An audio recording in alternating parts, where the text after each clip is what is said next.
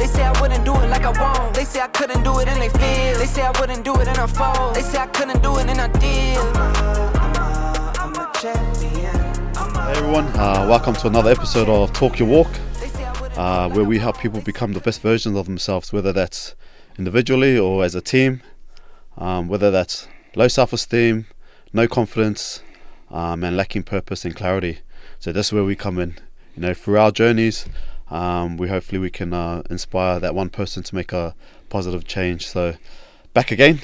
Yep. It's been a while. Welcome back, Us. It's been a minute, eh? What's been happening, Us? No, it's just come off the back of week holiday, eh? Easter weekend. Easter weekend. It was good to see a few of the brothers and families at Oceana catch up, eh? No, it was good, yeah. Good feed as well, eh? Good feed, loads of Easter eggs. I said moist as well. The meat was better. No, but it was good, eh? No, it was good. It was a good catch up with everyone.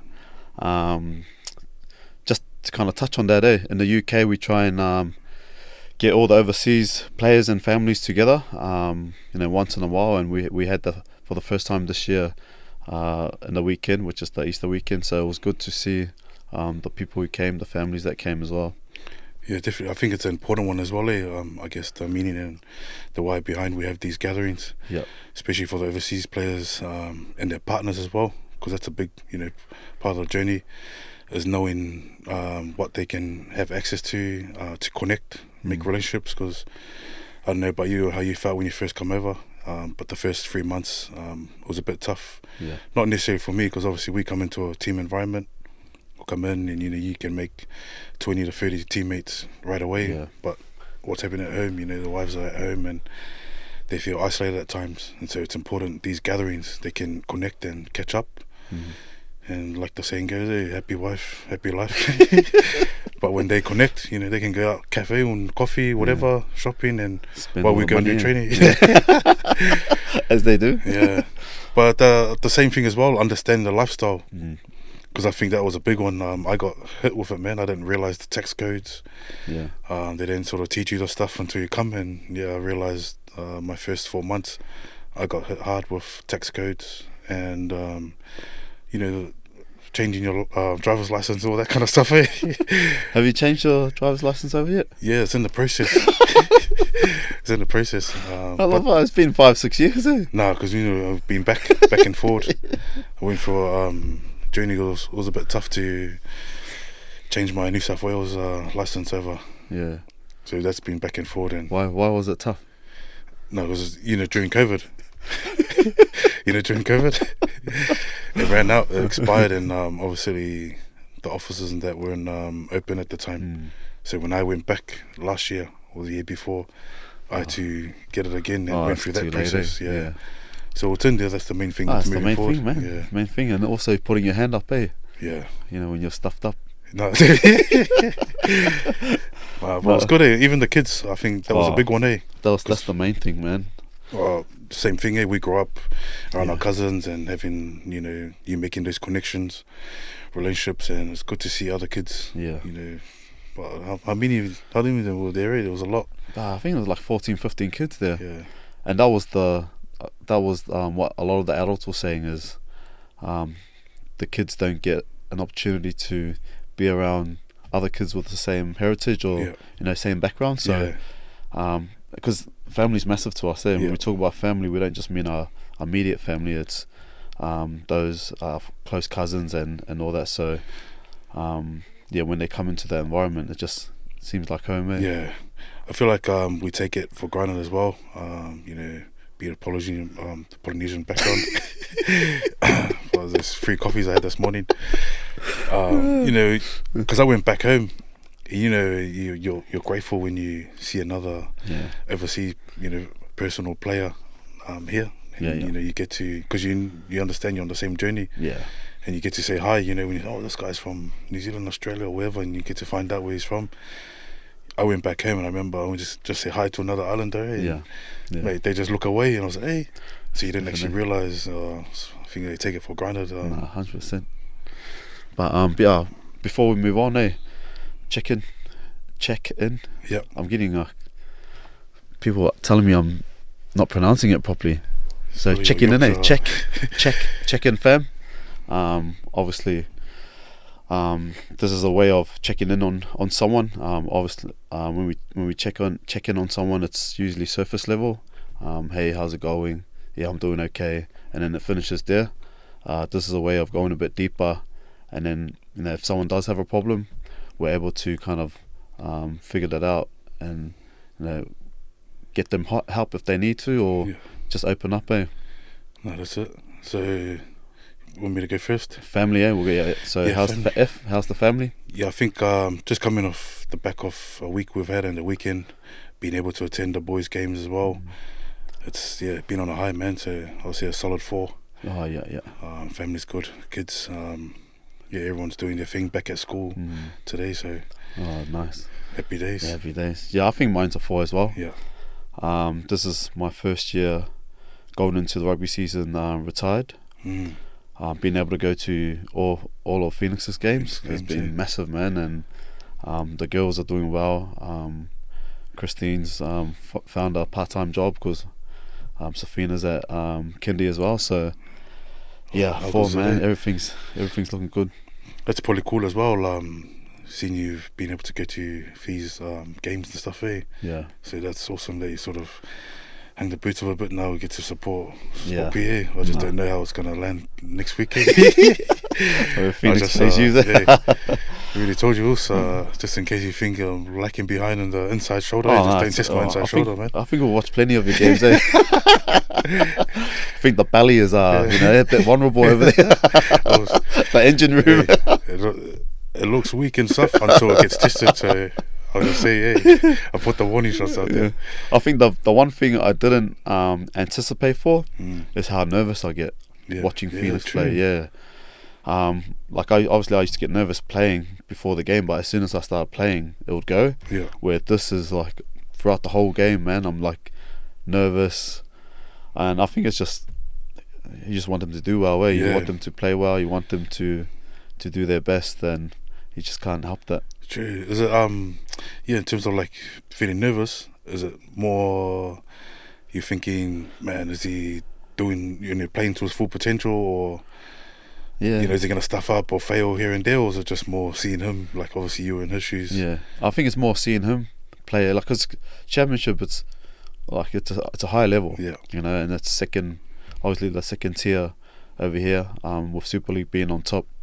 And so him to kind of really test himself against like really good teams and a good competition, you just want him to do well, and I think that's kind of where the nerves come from me. And you forget too how young he is, Yeah, he's still. I've seen he's got young, a few man of the match awards, Yeah, just a few. It's like his dad, but. Yeah, he's still like anything, like yourself. You're still learning, You're never an expert, and that's the good thing about Phoenix is he's still willing to learn. He's always asking questions after the game.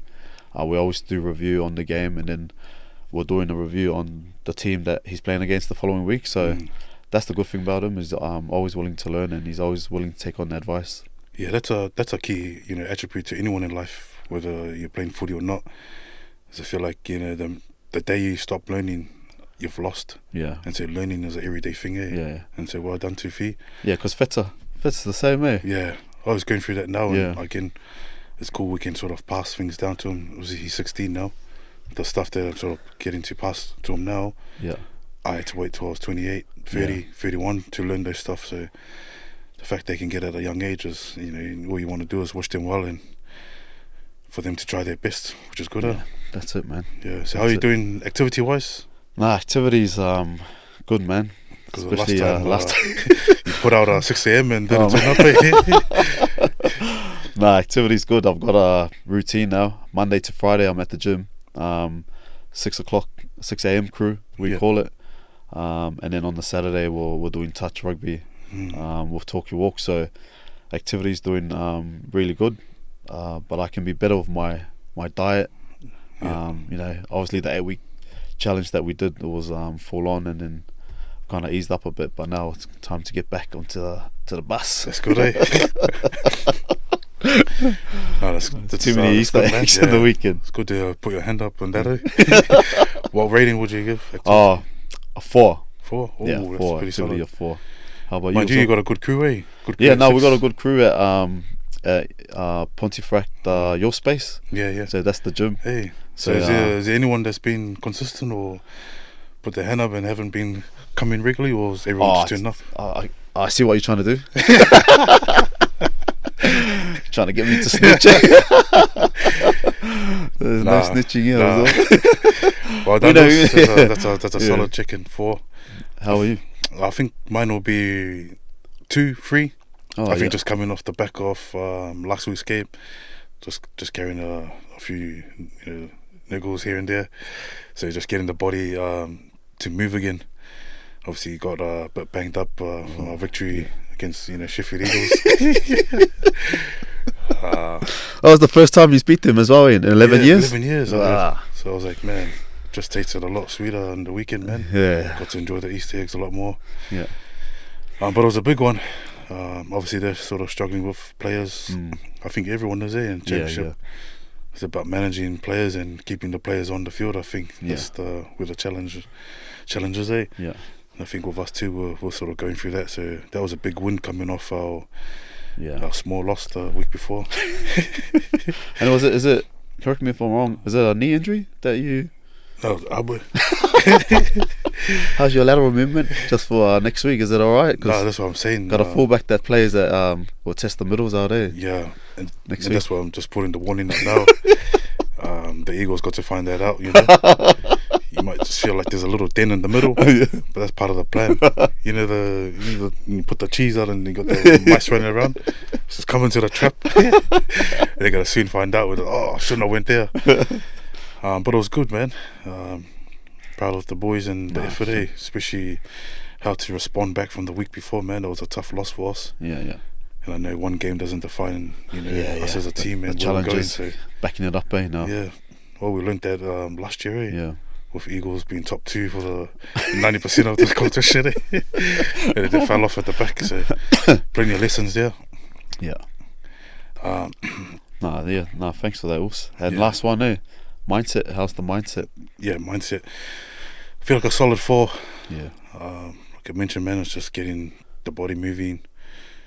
We touched a little bit on it this morning, Yeah. When you're chatting to your boys, here and there, champions play hurt. You got to learn how to play through the soreness and stuff, their legs. And it's something that I've done, so we just got through the game. I reckon, besides that, a good solid 4. Nice. What about yourself? Yeah, my one's a 4 as well. Mindset's been good since we started the challenge. Yeah. I haven't kind of wavered on anything. Still sticking to my routine.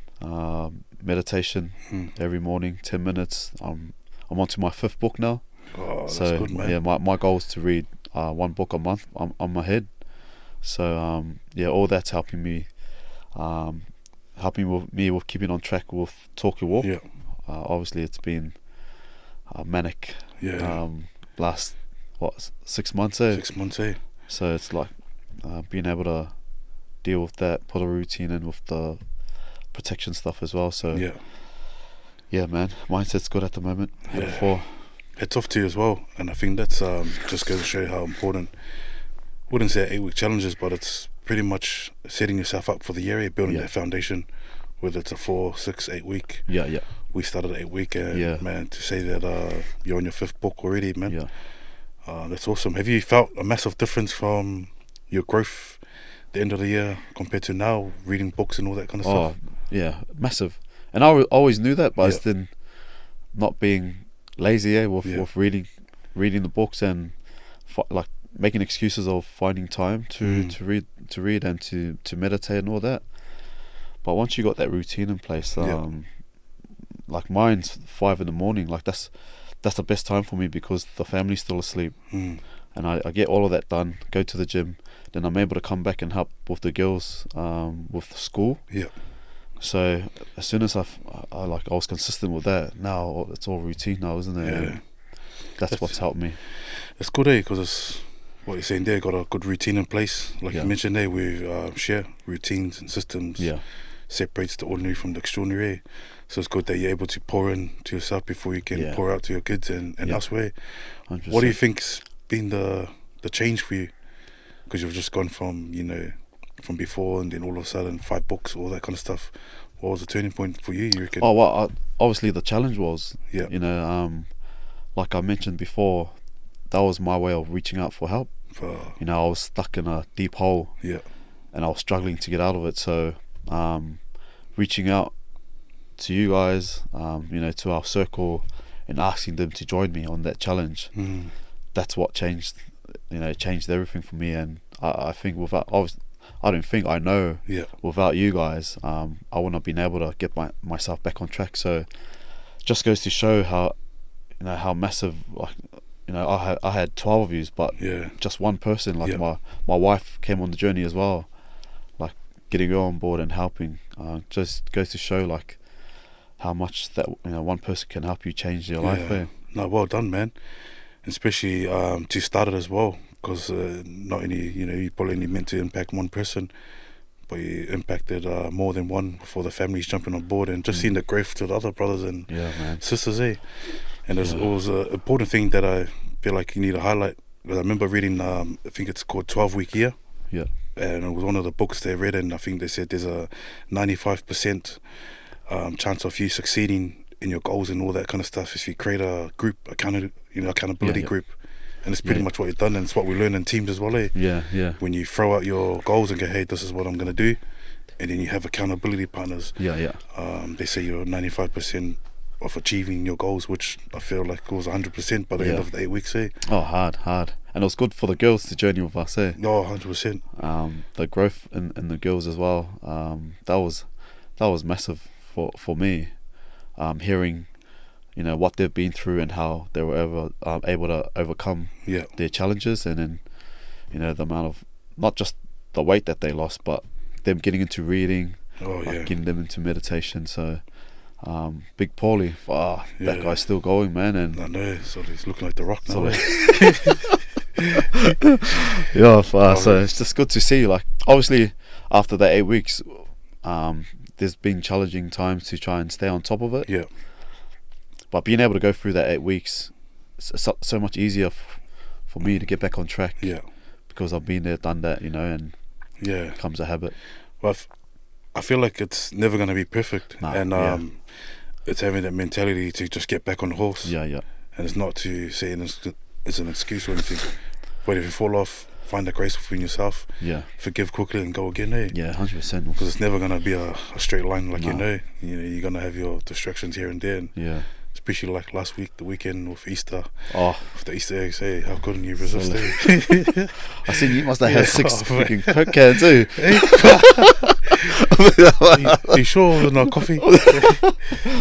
No, man. No, thanks for sharing your chicken also. So it's good to see where you're at with you know, your fitness activity and your mindset. And it's something that we do on a weekly basis. Likewise, man. Man. It's important, if we can just normalise this chicken. It might seem simple, but like you know, in life, simple things are yet the hardest things to do. So if we can normalise checking in your loved ones and those around you, man, we'll go a long way. Hard. A big kind of announcement, obviously, Talk Your Walk, we started this 4 years ago. 21, 21, with kind of like the vision to try and get Talk Your Walk in different places, go global, and we're one step to reaching that goal. Officially registered in New South Wales, Australia. Thank you to also Jesse, man. He managed to go back home. I think it was October he started. Started the process, wasn't it? It would have been last year, October, November. October 24, last year. Went back home to Australia. Started the process there and got the good news last week. Hit the ground running. Hats off to him, man. Because remember, there's a story that always comes into mind, and he reminded me of that. And it's like there's those that are waiting for the rain. and those that go out and prepare for the rain. Yeah. And hats off to Jesse, man. He went out and prepared for the rain. Oh, and man. Another it's raining now, and Yeah. sort of go and collect the harvest now. Man, yeah, just what a massive achievement, and like it's big because it felt like we were going through the journey with him. Yeah. Like, although we weren't there to kind of help him, we keep in touch with him once a week. But to hear the ups and downs he went through, the knockbacks and the amount of people he spoke to, and the amount of people that said not to go for it because it's too hard. Yeah. Loads of people have gone for it and they've failed. And so to go through all of that and to finally get that, the paper that says, "Oh, congratulations, you're registered," is massive, man. And the one thing about Jesse, man, I feel like I've never met anyone that works as hard as him, man. Yeah. He's a different breed, eh? Old Jesse with the white shirt. Oh, so we'll explain the white shirt another time, eh? But hats off to him, man. Especially to go on his own as well. Yeah. Obviously, man, lucky enough that we're able to link arms here and hold things down here in the UK. But to go over and, with his family and start running by himself and go into schools and try and show the vision, try and, show what Talkie Walker's about and stuff. It's not an easy feat, and just to get that letter probably shared, a lot of relief. Yeah, man. A lot of different, feelings, eh? But I'm so stoked for him, man. I'm excited. Yeah. To where to from, Sydney, New South Wales. Yeah. And especially the stuff that's coming up as well, eh? Yeah, 100%. We're planning to fly over and launch around October, November time, in New South Wales, and that's all thanks to Jesse. Man, there's been times where we've done the video calls and there's been tears. Yeah. But it's been all worth it, man. And to kind of, praise him, and just proud of him, eh? Yeah. Really proud of what he's put in. Because it's so much easier for us over here because there's two of us and we've already built the foundation. He was here, he helped build it, and then he had to go to Australia. But for him to start again over there and to get it done within 6 months, I know, it's crazy. We've probably been told as well that they know if it can be done, eh? To get another organisation or over into another country. Yeah. He's defeated the odds, but nothing worthwhile. It's gonna be a free ride, eh? Yeah. You're on track when you're facing resistance, and that's what he faced. Yeah. But again, man, proud of also for pushing through, and look forward to seeing you in October, eh? See you in October as well. It'll be cool though, eh? Even thinking of it, like for us just to be together once again and go out and do some programs and go out, man. Yeah. That's where the heart is, it holds a special place in my heart. That's obviously the first place I went over to when I left New Zealand. Where's that? New What South area? Wales, Sydney. Oh, yeah. I moved over to Maruba area, out on the beaches. Yeah. The Bra Boys. Oh. But I made the trip over into Penrith, and Penrith became home. Yeah. So it's nice, man. It's a good area, and family felt at home right away. Oh, that's good. So man. look forward to going out and making an impact over there, eh? Yeah, 100%. And just continue the work that Jesse's already put in 100%. Over there. So, looking forward to that, man. And again, well done to also Jesse for all the hard work he's put in. Yeah, well, we started 4 years ago, and I feel like a lot of the stuff that we've learned over the years will become more easier for us when we go over as well, eh? And obviously we share that we've got a heart for schools. That's the foundation. If we can get the kids at a young age, and plant the seed then. But obviously we go into businesses and prisons. While I was over there, it was hard at the time to sort of get into the prisons through the process and stuff. But I feel like we've learnt over the years. So, man, it will be awesome to go over New South Wales and do some deliveries there in the prisons over there. If it goes well, man, 100%, especially with your story. We'll finish a few programs. Now we're going into a new set of blocks where we're going into schools, prisons, and a few businesses have reached out to do leadership workshops. You've just finished an 8-week program at one of the prisons. Can you go through when you go in, the problem that you're facing with delivering and the inmates, and then how do you deal with those problems? Yeah, that's a really good question, and this is sort of the same with every other prison I've been into, not only here but back home as well. You go in and everyone just eyeing you up, and they're like, "Mate, who are you?" And everyone's all staunch, and you see everyone tattoo face and stuff. And to me, that doesn't intimidate me, and I say it in a respectful way, because I once felt like that. But I feel like if you can create that safe space, build that trust, the walls go down. And so you go in there, and this is the challenge I always face. Everyone's eyeing me up. Who's this guy? What's he on about? And then obviously, because I know what they're going through and feeling, and it's like you'll never really open up to anyone you don't trust there. And so it's just building that trust first, and it's just touching base and doing what we do. We obviously always build rapport through the cultural activities we run. A few icebreakers, and then when I share my journey, I share once upon a time I was in your shoes, and you touch base and show them a few of your highlights and stuff like that. But I guess, look, man, the dream of one day becoming an NRL player was birthed in a prison cell, in a cell that you guys are living in now, your reality. And I think sometimes people just need a sense of hope. And I show them that you can pick the ball up again. That second chance is still out there. What do you think they lack? What do you think they're lacking for them to go into to prison? I feel like a big one is clarity. A sense of purpose, goals. Like I mentioned before in the other talk, that only 3% of the world set goals. Write them down. Right, and I feel like when you mentioned it last week when we one of our other talks, having no goals or sense of purpose is like playing a football with no goals, no post. You're going left, right, and just following the crowd and doing whatever it is. And so when you've got no sense of purpose or awareness of your decision making, right or wrongs, because if you think of where you are, it just literally comes down to the choices and decisions you make. So I think that's the big one. There's clarity, and then the consequences that are there to come with your choices you make. It's a lot of the times, even myself, I made choices without thinking about the right or wrongs, and it's not necessarily the big choice that people think it is. It's the small ones accumulated over time, the compound effect. And for me, at a young age, and it's exactly all the other inmates that go through, it's that one choice after another, that decision whether to go out with the boys, being under the influence, the gangs influence, this and that, the selling, all that kind of stuff. You touched on it as well on your journey. It's all those small choices come in that, and all of a sudden they find themselves, behind bars.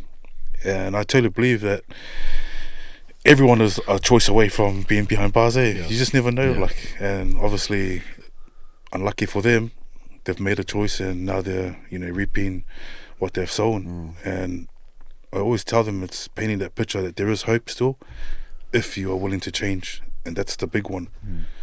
Because you can lead the horse to water. I always tell them too, is like, look, I ain't here to change anyone, but if I can share my journey and the hopes to inspire one person, I know I've played my part. And it's to show them again is that it's possible.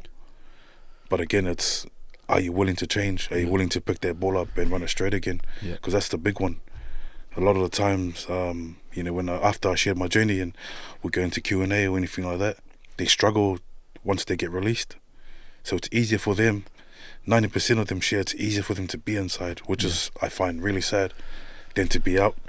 Because obviously there's nothing out there for them. They get released to what? Because you've got a criminal record. There's no employment for them, or no one really wants to touch them. And so I think this goes back to what we're trying to create and collaborate with, Charlie and Front Row Academy. Front Row Academy is creating pathways. So that's the difference, I think, with what we have in our programs going in. It's not just to inspire hope and change in there, but it's giving them a pathway once they're released. They don't repeat the same thing over and over again. 100%, and that's massive in terms of them not going back in, isn't it? It's like them not going back to the same environment that got them into the to that place in the first time. And so us having a link with Charlie, with Front Row Academy, hopefully that will change that, being able to get them qualifications, jobs, whatever they want to go into once they come out, is massive. And that's an important one. So halfway through our 8-week program, we touch on that. qualifications and how, use your time. So I know I mentioned my time inside. The difference with me, though, I mentioned, little parts of the journey that the thought process started to change when I read my first book. Yeah. And so it's inspiring them while you're in here, educate yourself. Because you've got the time, all the time in the world. Yeah. And so while you're in there, educate yourself, come out a different beast. Yeah. Because the good news is there's hope. Your 2.0 version of yourself is still out there. And you got to chase that and you got to want it. Yeah. But again, it's having that clarity. Okay, where do I see myself when I'm released? Again, that's something that I implemented when I was inside. Is when you're sick and tired of being sick and tired, you come to a standstill there, you come to a point, and for me it was a prison cell. Yeah. If I want to change, I can look in the mirror, take ownership and accountability, pick that ball up and start going again, or can look out the window and start blaming everyone. Yeah. While it's not my fault, but then again you're just gonna go around in circles, and that's where a lot of them find themselves. So it's going in there, being direct with them, but at the same time coming down to their level and says, look, it's gonna be tough. It's going to be hard, but there's nothing more harder than doing nothing with your life, being stuck in a cell. Because I think I found hardest, I feel like I could have done my time walking the park. Yeah. The hardest part was being locked up, but my family paying for the consequences. Yeah. That to me, I couldn't live with myself. Yeah. The guilt and shame, knowing what I'd done, but my family are paying for it, my daughter and stuff. And that's exactly the same story for every other inmate. So when we go in there and we deliver the program, they all inspired to change. And I still remember the last week just gone, and it hit hard, man, because it's always emotional when I go in. When you hear the bars and you hear the chains and opening the keys, it's hard to believe that once upon a time that was my reality. Yeah. But when they got to graduate the 8-week program, 2 guys I remember vividly, man, they couldn't look me in the eye. So me and because me and Carl went in at the time, and we were handing out the certs and well done and stuff, and thanking them for it's been an awesome journey. 2 of them were bawling out, crying. They couldn't look me in the eye, and that's what I'm saying. It's not just a program. We're going in really inspiring to change lives and for the better. It was those guys that I know that we were able to touch. Those are the guys that we need to support when they come out. Yeah. So again, it's thanking and grateful for Front Row Academy that we can collaborate with other organisations to make things possible for people, because that's the reality here. 100%. And what do you think the first step would be if you go inside and you see guys who have made the wrong choice and have ended up inside? What would be the first step of changing? Yeah, the first step, I believe, and it's going through my own journey, is asking for help. Yeah. And I feel like it ties back into our message that we touched on mental health. It's the hardest part, to be vulnerable, to put your hand up and say, hey man, I stuffed up, I need change. And that's, I feel like it's going again, it's trying to normalize asking for help. And that was for me. It's asking for help, knowing that you need help. Yeah. And sometimes we can be prideful, being a man, especially being inside. But I feel like that when the moment I says, man, I got myself here, I need help, man, that's when I started seeing things slowly moving in the right direction for me. And because like anyone, you're never gonna ask for help if you don't need help or change. And again, we're not there to change people, but if they want change, we can offer the help and open the door. They gotta be willing to walk through it. Yeah. And that's the big one. Yeah, and you can see it. So there's 2 guys. Obviously there was a lot more that were impacted and wanted to change, but those 2 guys that were bawling and crying, those are the ones that came and started asking questions. Man, can I come work for you when I get released in a few months? This is what I want. And so we were able to inspire them. To one of the guys wanted to start a business, and it was cheering them on. I said, bro, why not? Why can't you start a business when you're released? And so for the fact that he was really asking for help, knew this is the signs and the first steps. And so obviously asking for help, realizing you can't do it on your own. But it's like you as well, or anyone in life, in sports, business, 100%. No one does it alone. Yeah, and I feel like that is the first step in moving forward or healing. Whether it's admitting when there's something wrong, or admitting you're in the wrong. And you can't move forward carrying old baggage behind you. Yeah. And you definitely can't heal things you don't acknowledge. So that's the biggest thing. And I love hearing your story, and I love how one of our passions is going into the prisons. Yeah. Because a lot of people give up on them. Yeah, 100%. And you're the perfect example of, it comes down to your choices. And the good thing about choices is you can change now. Yeah. If you make the right choice in changing. And the first step is, like you said, asking for help. Bro, and that's a big one, and it's not only in prisons that we this works, the programs that we go in and do in schools and businesses. It's inspiring people that you can literally reinvent yourself within the next 6 months, 12 months. Your 2.0 version is there for you. Yeah.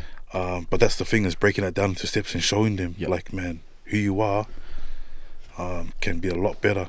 Yeah. If you start implementing this stuff, and you touched on things, routine. Yeah. Routine's a massive one. Yeah.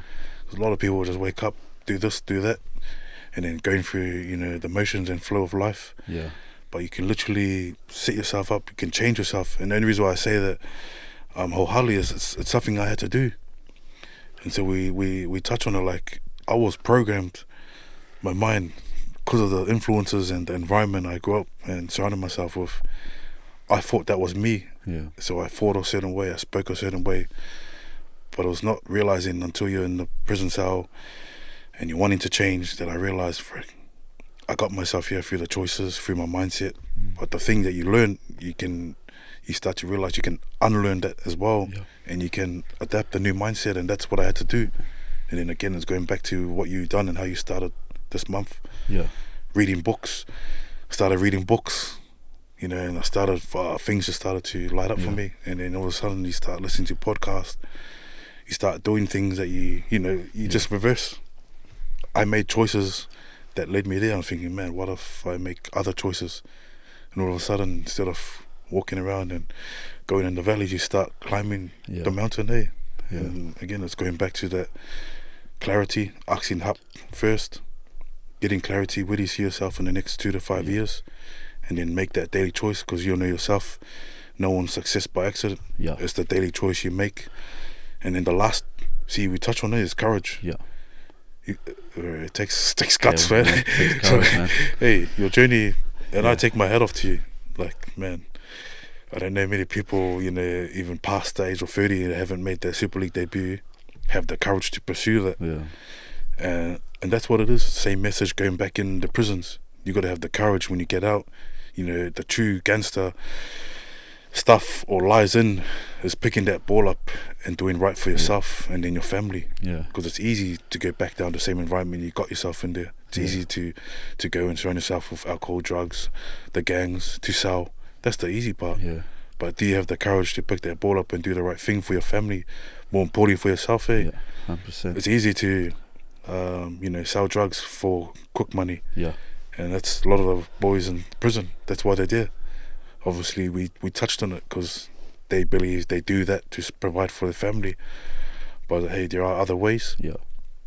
It might take a while, but the while is a lot more rewarding than the temporary and fast way. Because not the fast way always leads to great success, and you wouldn't be here in prison because you probably done it for your family, but now they're suffering. Yeah.